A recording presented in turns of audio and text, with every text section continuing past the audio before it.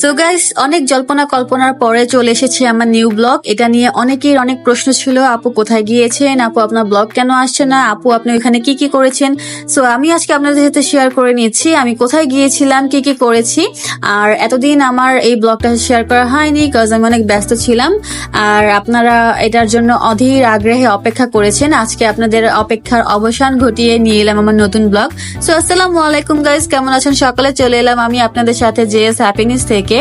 আর এটা আমার ঈদের পরের ব্লগ ছিল, বাট আমি এতদিন আপনাদের সাথে শেয়ার করতে পারিনি কারণ হাজারো ব্যস্ততা ছিল। আর সেটাও শেয়ার করব কি কি ব্যস্ততা ছিল আর কি কি করেছি, কোথায় কোথায় গিয়েছি, সবকিছু আজকে শেয়ার করব। তো সাথেই থাকুন। সো এই তো আপনাদের সাথে বকবক করতে করতে আমি ব্যাগ গুছিয়ে নিয়েছি, আর ব্যাগ গুছিয়ে নিয়ে টুকুস করে আমি বাস স্টপেও চলে এসেছি। যেহেতু আমাদের রাতের গাড়ি ছিল, আমরা 10টা বাজে গাড়িতে উঠবো, তো গাড়ি এখনো আসেনি, যার জন্য আমি একটু এখানে চটপটি খেয়ে নিচ্ছিলাম। আর আমরা একা যাইনি, আমাদের সাথে আমাদের একটা ভাইয়া আর আপু গিয়েছিল। আমি আপুকে নিয়ে আসবো না কজ হচ্ছে আপু একটু পর্দা করে। তো যাই হোক, এখানে এই তো আমরা স্লিপার কোচে গিয়েছি। আর এর আগেও আমরা যখন এখানে যাই তখনও স্লিপার কোচে গিয়েছি, বাট তখন আমি ব্লগ করতাম না, যার জন্য কিনা করা হয়নি। তো যখন আমি ব্লগ করতাম না তখনও আমার অনেক ঘোরাঘুরি হয়েছে, যেটা কিনা আপনাদের সাথে শেয়ার করতে পারিনি। যেমন হচ্ছে সিলেট যাওয়া, ওইখান থেকে প্লেনে করে আসা, দেন হচ্ছে স্লিপার কোচে করে আমি এখন যেখানে যাচ্ছি সেখানে যাওয়া, সেখান থেকে ফিরে আসা।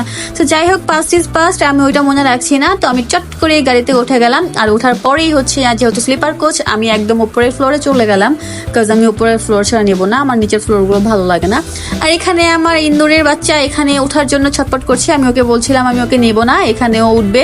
দেন ওর বাবা ওকে উঠিয়ে দিল, কারণ আমি যতই ওকে কান্না করাই, ওকে মানে ছটফটানি করাই, আমার ভালো লাগুক না কেন, ওর বাবা এটা সহ্য করতে পারে না। তো দেখতে দেখতে এই তো আমাদের এখানে ব্রেক টাইম চলে আসে, এখানে আমাদের টি ব্রেক হয়।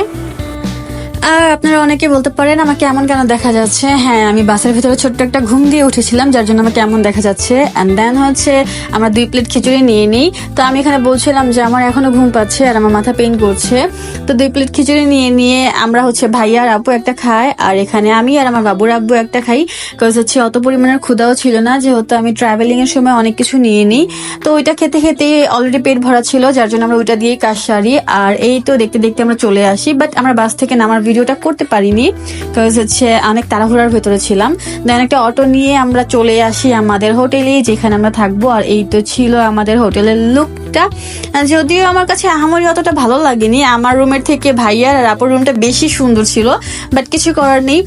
অ্যাট ফার্স্ট আমাদের রুমের ভেতরে ভাইয়া আর আপুকে বলা হয় ওয়েট করার জন্য, ওনাদের রুম তখনও খালি হয়নি। দেন ওনারা হচ্ছে রুমের জন্য আমাদের রুমে ওয়েট করে, আর তারপর ওনাদের আমার থেকে বেটার রুম মিলে যায়, মানে একটা লাক। যাই হোক, আর এই তো দেখতে দেখতে আমরা চলে আসি এইখানে। বলুন তো এটা কোথায়? ইয়েস, কক্সবাজার। তো যাই হোক, আমরা এখানে চলে গিয়েছিলাম। আর হচ্ছে কক্সবাজার ঈদের পরেই আমাদের ঘোরার একটা প্ল্যানিং ছিল, বাট পরপরই হয়নি, ঈদের 9 দিন পরে আমরা যাই। তো যার জন্য লেট হয়ে যাওয়ার জন্য আমরা আপনাদের সাথে ভিডিওটাও লেট করে শেয়ার করি। আর ভিডিওটা করার পরেও লেট হয় কজ হচ্ছে এটা আমার হাজবেন্ডের ফোনে ছিল, আর ও তো ওকে বলার মতন কোনো ভাষাই নেই। ওকে যদি বলি ডাইনে যাও তাহলেও বামে যাবে। তো যাই হোক, এখানে ও আমাকে অনেক লেট করে ভিডিওটা দেয়। আর এই তো আমার ইঁদুরের বাচ্চা, দেখতে পাচ্ছেন এখানে কি করছে। মানে ও পানি দেখলে মানে নিজেকে আর ধরে রাখতে পারে না। ওর দৌড় দেখে ওর বাবার মনে হয়েছিল যে ওর বাবার কলিজাটা যেন হাতে চলে এসেছিল। ওর বাবা কিসের ক্যামেরা কিসের কি যে মানে ও ছেলেকে যে সেভ করে, বাট ওর সামনে যে ঢেউ আসছিল এটা ওর কোনো সেন্সই ছিল না। তো যাই হোক, ওইখানে আমরা ওই দিন মানে সমুদ্রে নামিনি, বিকজ হচ্ছে আগেই যদি সমুদ্রে নেমে যাই তাহলে তো পিকচার তুললে ওইটা ফেসবুকে আপলোড দেওয়ার মতো হবে না, কারণ ওই সবাই জানে যে নোনা পানিতে একদম গা পুরো কালচে হয়ে যায়। তো ওই কালচিটে ভাব নিয়ে ছবি কেনই বা তুলবো বলেন। তো যাই হোক, আমরা এর জন্য ওই দিন আমরা অ্যাট ফার্স্টে সমুদ্রে নামিনি। আমরা আমাদের যে হোটেলটা ছিল, হোটেল রুমের টপ ফ্লোরে আমাদের একটা সুইমিং পুল ছিল। তো আমরা ওইখানেই আর কি ওই দিনটা পার করি, সুইমিং পুলে এনজয় করি। সবাই নেমেছিল, ওইখানে অনেকটা টাইম স্পেন্ড করে দেন হচ্ছে আমরা আবার উঠে আসি, ফ্রেশ হয়ে আমরা চট করে চলে যাই। বাট একটা কথা বলে নি, এইখান থেকে এই জায়গার ভিউটা জাস্ট অসাধারণ ছিল। আর হচ্ছে আমি এখানে বারান্দা বসে রাতের বেলা অনেকটা সময় কাটাই। তো যাই হোক, এখান থেকে আমরা বের হয়ে চট করে রেডি হয়ে চলে যাব দুপুরে খাওয়া দাওয়ার জন্য, কারণ হচ্ছে আমরা খুবই শর্ট টাইম নিয়ে গিয়েছিলাম, যদিও আমাদের হাতে জাস্ট 3টা দিন সময় ছিল। তো 3টা দিনের থেকে হচ্ছে আমি আপনাদের সাথে একটা দিন আজকে শেয়ার করব, আর তারপর একটা পার্ট আসবে। তো যারা নাকি আমার ব্লগের জন্য ওয়েট করেন তারা অবশ্যই ওয়েট করবেন আমার এই ভিডিওর নেক্সট পার্টের জন্য। তো যাই হোক, আমি এখানে সময়টা মানে কোনো মতো তাড়াতাড়ি করে পার করে চলে যাই, বিকজ আমাদের হাতে যেহেতু সময় শর্ট ছিল আর আমাদের অনেকগুলো জায়গায় যেতে হবে, তো অনেকটা টাইমের দরকার ছিল, যার জন্য কিনা আমরা হচ্ছে মানে কি বলবো ওই বাসের ভিতরে ঘুমিয়ে এসেছি, ওই পর্যন্তই ছিল। তারপর বাসার ভিতরে যে মানে হোটেলের ভিতরে যে একটু রেস্ট করবো বা হচ্ছে একটু ঘুম দিব, ঘুম তো অনেক দূরের থাক, আমি হামি পর্যন্ত দিতে পারিনি। এটা আমার ওনাদের কাছে অবজেকশন ছিল যে দেখো বাবুর আব্বু বা ভাইয়া আমি একটু ঘুমাতে পারিনি। তো আপনারা এখানে দেখতেই পারবেন আমার ফেসটা একদম পুরো মানে মরা মানুষের মতো হয়ে গেছে, মানুষ না ঘুমাতে যা হয় আর কি। এন্ড দেন আমরা রেডি হয়ে চলে আসি খাওয়া দাওয়া করার জন্য। আর এখানে আমার ছেলের দুষ্টুমি শুরু হয়ে যায়, মানে আমি জানি না ও পানির প্রতি এত কেন আসক্ত, ও পানি দেখলেই হয়েছে যে কোনো জায়গায়। তো এখানে আমরা খাওয়া দাওয়াটা সেরে দেন আমরা আবার রওনা হয়ে যাই। এখন যাব হচ্ছে আমরা রেডিয়ান্ট ফিশ ওয়ার্ল্ডে। বাট আমি কখনো ভাবিনি যে আমার ওইখানে গিয়েও ডাক্তারের কাছে যেতে হবে। আর এই কথাটা কেন বলছি সেটা ফুল ভিডিও দেখার পরেই বুঝতে পারবেন যে আমি এই কথাটা কেন বলছি। তো যাই হোক এখানে হচ্ছে কক্সবাজারের একটা জিনিস আমার খুব ভালো লেগেছে, যেটা হচ্ছে যে মানে পুরো জায়গাটা ক্লিন ছিল। আর আমার এখানে আরো আগে যাওয়া হয়েছে, এটা হচ্ছে আপনাদের সাথে শেয়ার করার ফার্স্ট টাইম, যার জন্য কিনা আমার মনের ভাবটা আপনাদের সাথে প্রকাশ করে ফেললাম যে কক্সবাজার গেলে আমার এই জিনিসটা খুবই ভালো লাগে যে ওরা মানে রাস্তাঘাটগুলো একদম ক্লিন থাকে। তো এইটা দেখতে দেখতে আমরা চলে আসলাম রেডিয়ান্ট ফিশ ওয়ার্ল্ডে। এখানে আজকে আমরা ঘুরবো, সারাটা দিন কাটাবো। আর হ্যাঁ, আমি এখানে শাড়ি পরে গিয়েছিলাম, শাড়ি নিয়ে গিয়েছিলাম। আপুরও কথা ছিল শাড়ি পরার, বাট আপু শাড়ি পরেনি, যার জন্য আমার মনটা খুবই খারাপ ছিল, কারণ আপু শাড়ি পরতে পারছিল না। আর আমাকেও এমন একটা মুহূর্তে দেখা হয়েছে যে মুহূর্তে কিনা আমিও মানে শাড়ি পরছিলাম, তো আমি ওনাকে শাড়ি পরানোর জন্য যেতে পারিনি। তো যাই হোক এখানে ঢুকলাম, বাট ঢোকার আগে আমাদের এখানে পিকচার্স নেওয়া হয়েছিল, সবাই মিলে একসাথে পিকচার্স নেওয়া হয়েছিল। আর এখানে ঢোকার পরে তো দেখলাম, আমি জাহিনের বাবাকে বলছিলাম এই দেখো এটা হচ্ছে পাথর মাছ। মানে এখন শুনতে পারবেন যে আমার ভেতরে কি অদ্ভুত অদ্ভুত কথাবার্তা ঘুরে আমার মাইন্ডে মানে কি চলে। তো এখানে যাওয়ার পরে আমি ওইখানে মানে মাছগুলোর নাম লেখা ছিল, বাট আমি ওনাদেরকে নাম দিচ্ছিলাম, তো ওইটা দেখে বলেছিলাম আমি পাথর মাছ। আর এখানে আমি আর আমার বেবি মাছকে ফিডিং করাচ্ছিলাম। তো এখানে পার পিস ফিডিং হচ্ছে 20 টাকা করেছিল, তো আমরা 3টা নিয়েছিলাম। যাই হোক এখানে আমি তাকে বলছিলাম এটা পাঙ্গাস, এটা হচ্ছে আমাদের জাতীয় মাছ, মানে হচ্ছে পাঙ্গাস, মানে আমি মাছকে আমি নিজে নাম দিচ্ছিলাম। তারপর বলছিলাম যে দেখো এটা হচ্ছে পাথর, কারণ এটা পাথরের মতো দেখা যায়। আর আমি কেন বলছিলাম এগুলোর নাম এই জিনিসগুলো সেটাও আমি শেয়ার করব। মানে হচ্ছে একটা মানুষের মাথায় এইরকম আজগুবি টাইপের কিছু নাম কিভাবে আসে আমি সেটা নিজেও বুঝতে পারছিলাম না ওই দিন। তো এইটাকে দেখেন, এখানে হচ্ছে চিংড়ি মাছ ছিল, যেটা কি কিনা আমি বলছিলাম পোকার মতো দেখা যায়। আমার মানে হাত ছিল, এটা একটু ইউনিক লাগছে, বাট দেখতে আমার কাছে কেমন যেন পোকার মতো মনে হচ্ছিল। আমি একদম জুম করে দেখছিলাম, গাটা একদম পুরো কেমন যেন স্যাঁতসেঁতে। তো যাই হোক এখানে চিংড়ি মাছগুলো আমি নাম দিয়েছিলাম পোকা, আমি এটাকে চিংড়ি মাছ বলিনি, আমি এখানে বলছিলাম এই দেখো পোকা। তারপর এখানে কিছু খুঁজছিলাম, খুঁজতে খুঁজতে এখানে চলে আসলাম। আর এইখানে যে মাছগুলো ছিল এই মাছগুলো পুরো তেলাপিয়া মাছের মতো দেখতে, যদি এগুলো তেলাপিয়া না, এটার মাথাটাকে একদম মানে ভর্তা বানিয়ে দিয়েছে এরকম মনে হচ্ছিল, চ্যাপটা করে দিয়েছে। তো যাই হোক তারপরে চলে আসে এই মাছগুলোর কাছে। এই মাছগুলো আমার কাছে খুবই ভালো লাগে, আমার কাছে টাইগার লাগে মনে হয়। মাছগুলো পুরো মানে বাঘের মতো, যেহেতু মানে শরীরে একদম ডোরা কাটা দাগ আছে। আর এই মাছের তো কোনো জবাবই হয় না, এটা কি আমি জানি না, নিজেও আমি এখানে কোনো নাম দেইনি। বড় মানুষ যেভাবে লাঠি নিয়ে হাঁটে আমার কাছে ওই লাঠিটা মনে হচ্ছিল।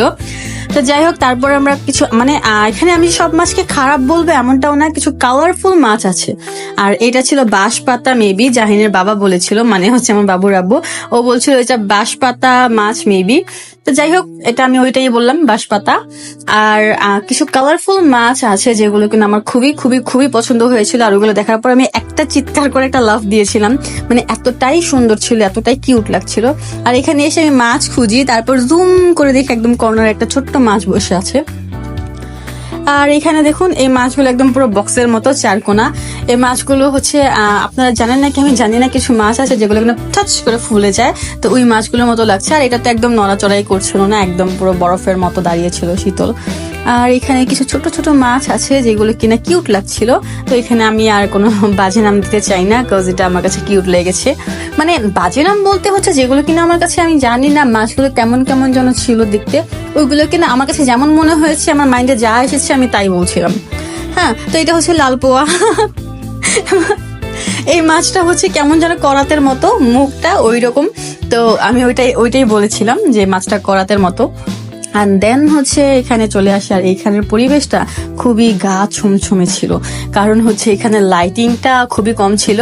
আর মানে ওনারা ডেকোরেশনটা এইভাবে করেছে, গাছপালা ছিল চারদিকে, মানে একদম ভূত ভূত একটা ফিলিংস এসেছিল। তো আমি এবার জাহিনের বাবাকে বলছিলাম, মাছ দেখতে মানে আসাটা কি আমাদের ভুল হয়েছে, আমরা কি এখন ভূতের কবলে পড়বো? তো যাই হোক, এখান থেকে আমরা উঠে আসি ওপরের দিকে, মানে হচ্ছে এটা আরো ফ্লোর আছে, যেটা আমরা গ্রাউন্ড ফ্লোরে ছিলাম। তো আমরা উপরের ফ্লোরে যাচ্ছিলাম আস্তে আস্তে। এখানেও আরো অনেক মানে মাছ আছে। আর এখানে হচ্ছে যেখানে ডিসপ্লেটা দেখতে পাচ্ছেন সাইডে, ওই ডিসপ্লেতে আমরা যে ছবিগুলো তুলে আসি একদম মানে শুরুতে ঢোকার পথেই, তো ওইটা ওইখানে শো করা হয়। অ্যান্ড দেন হচ্ছে মজা এখানে, আমি যখন এখানে আসি তখন আমার কাছে মজা লাগে এইটা দেখে, মানে হচ্ছে এই কচ্ছপটা দেখে। ঢুকতে না ঢুকতেই আমি যখন কচ্ছপটাকে আমি দেখি, তখন আর কি আমি চিৎকার করে উঠি যে বাবু রাবু দেখো এটা কি।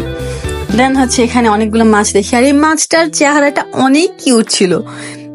এটা শাপলা পাতা মাছ বলে maybe, I don't know, maybe. তো এই মাছটা উপরে যে মাছটা, এই মাছটার চেহারাটা আমার কাছে অনেক কিউট লেগেছে, আমি বারবার এটারই ফুটেজ নিচ্ছিলাম। আর এই হচ্ছে হাঙর। তো এটা আমার বেবি দেখে ওইখানে বলছিল বেবি শার্ক বেবি শার্ক। যাই হোক, কেউ কোকোমালান দেখে নাকি জানি না, তো ওইটা আমার বেবি দেখে, যার জন্য কিনা ওইটা বলছিল। আর আজকে আপনাদের সাথে কথা বলতে গিয়ে শুধু আমার কথা বেজে বেজে যাচ্ছে। আমি তার কারণ হচ্ছে এতটা বেশি এক্সাইটেড, আমার এত বেশি ভালো লাগছিল। তো আমার ভিডিওটা দেখার পরেও ভালো লাগছিল, যার জন্য কিন্তু আমি অনেক বেশি এক্সাইটেড হলে আমি কথা বলতে পারি না, আমার কথা বেজে যায়। তো তাই হচ্ছিল আজকে। আর এখানে হাঙরটা দৌড়াদৌড়ি করছিল, আমার মনে হচ্ছিল যদি এই মানে গ্লাসটা না থাকতো আমাদের হয়তো আজকে খেয়েই ফেলতো। তা আমরা এখানে খুবই এনজয় করি।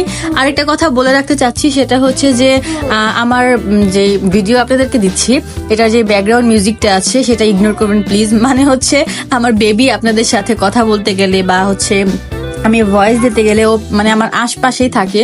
আর এটা তো আপনারা সবাই জানেন যে ও দুষ্ট, ও প্রচুর পরিমাণে সাউন্ড করে। তো ওইটাকেই বলছে যে ব্যাকগ্রাউন্ড মিউজিক যেটা আছে সেটা প্লিজ সবাইকে ইগনোর করবেন। আর এই তো বললাম না আপনাদের যে ডাক্তারের কাছে আসতে হবে, দেখতে দেখতে আমরা চলে আসি এখানে ডাক্তারের কাছে। বাট আমার একটু যেতে ভয় লাগছিল, যার জন্য আমি এখানে একটু টাইম পাস করছিলাম। তো যাই হোক, এখানে আমরা টাইম পাস করার জন্য এই কাঁকড়াটাকে পেয়ে গেছি। যদিও আমি কাঁকড়া খাই, আমি হচ্ছে কক্সবাজার গিয়েও কাঁকড়া খেয়েছি, বাট এই কাঁকড়াটাকে দেখতে খুবই অদ্ভুত লাগছিল। আমি বলছিলাম এখানে দুইটা চোখ, দুই পাশে দুইটা চোখ। তো যাই হোক, এখানে ও হাঁটছিল একদম স্লো মোশনে, মানে হচ্ছে আইফোনের কোনো প্রয়োজনই নেই, ওর হাঁটা দেখে মনে হচ্ছিল স্লো মোশন ও নিজেই করছিল। আর এখানের মানে লুকটা অনেক সুন্দর ছিল, আমার এই উপরের ডিসপ্লেটা খুবই পছন্দ হয়েছে, খুবই ভালো লাগছিল।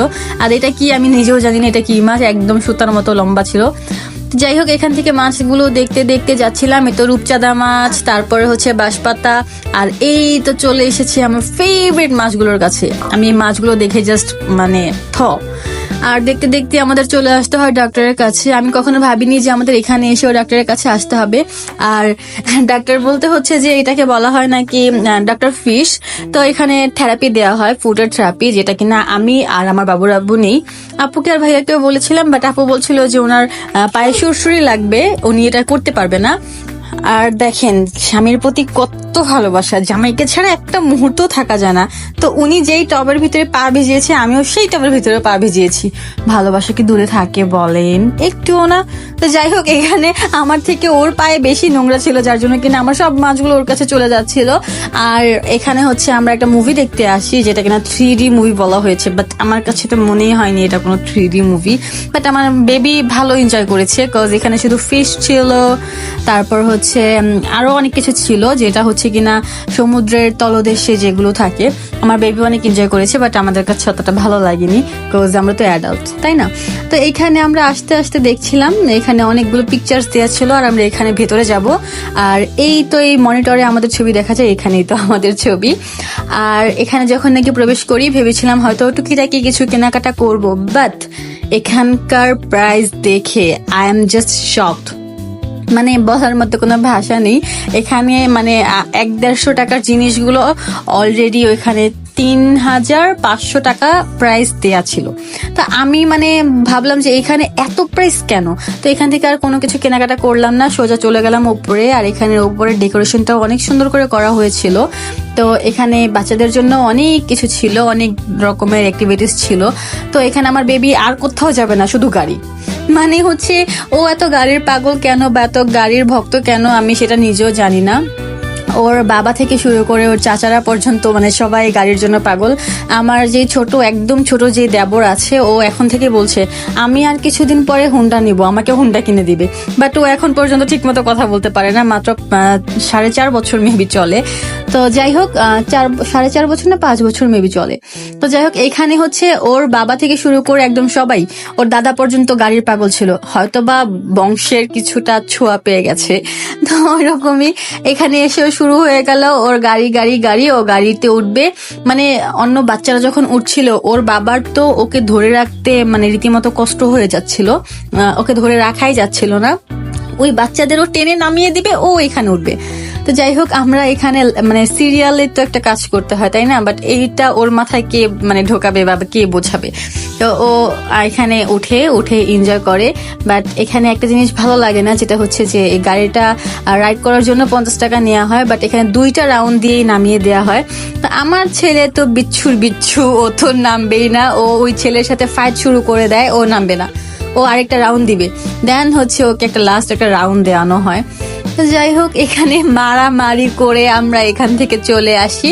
আর জিনিসপত্রের যেই দাম ছিল সেই দাম দেখে আমরা ঘাবড়ে একদম মানে কেনাকাটা ভাই অনেক দূরে থাক, এরকম মানে জায়গায় আসলে গেলে এরকম গলাকাটা দাম না, এটা সবাই জানে। এন্ড দেন হচ্ছে আমরা এটার ভেতর থেকে ঘোরাফেরা করে বের হই। আর রাতের বেলা এটার লুকটা জাস্ট অসাধারণ ছিল, আপনাদের সাথে শেয়ার করছি, দেখে নেন, এত কিউট ছিল। আর তারপর কক্সবাজার যাব আর রাতের বেলা বিচে হাঁটবো না, তা কখনো হয়? অবশ্যই না।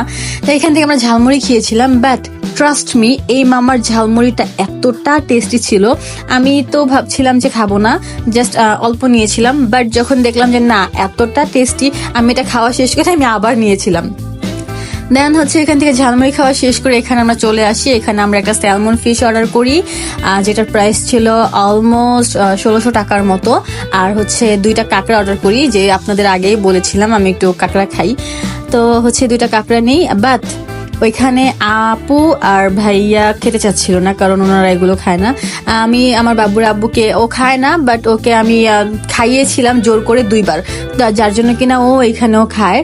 আর ভাইয়ারা খেতে চাচ্ছিল না। তো ওই বলে না যে শয়তানের পাল্লায় পড়লে মানুষ যা হয়, যে যেমন সে তেমনই। আমি তো ভাবছিলাম কেন খাবেন না কাকড়া, কেন খাবেন না, এটাতে খারাপ কি, এটা খেতে হবে। তো এটা বলে চলে আর কি ওনাদের মানে মনটা ঘুরিয়ে ফেলি, একরকম বলা যায় যে আমি শয়তান, যার জন্য কিনা ওনারা ওটা খায়। তো আজকের ব্লগ আমার এই পর্যন্তই থাকছে, আমি এখানে এটাই শেষ করছি। বাট নেক্সট পার্ট আসবে, তার জন্য আপনারা সবাই অপেক্ষা করবেন।